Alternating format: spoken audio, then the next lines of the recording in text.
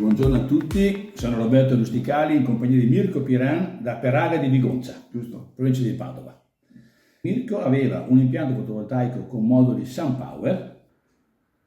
Ci siamo conosciuti perché voleva mettere la batteria accumulo. Abbiamo messo una batteria Tesla Power 2.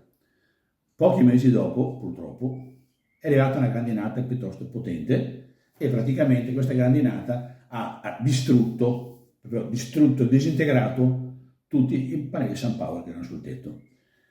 Mirko mi ha telefonato e mi ha detto: Roberto, voglio rifare l'impianto, ma voglio un pannello che sia duro.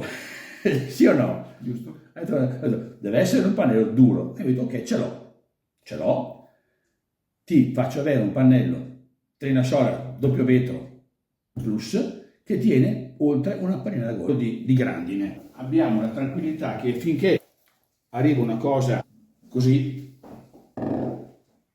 non facciamo danni. Di conseguenza il cliente è più tranquillo.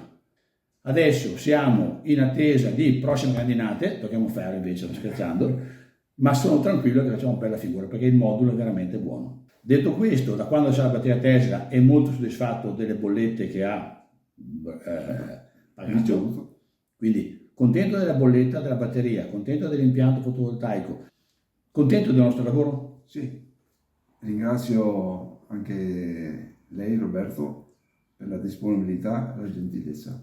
Quando posso, io i miei clienti li seguo sempre volentieri. Ringrazio Mirko che viene a volte anche in fiera a trovarci. E è stata una bella chiacchierata, grazie di tutto e alla prossima. Grazie Mirko. Grazie a tutti. Arrivederci. Arrivederci.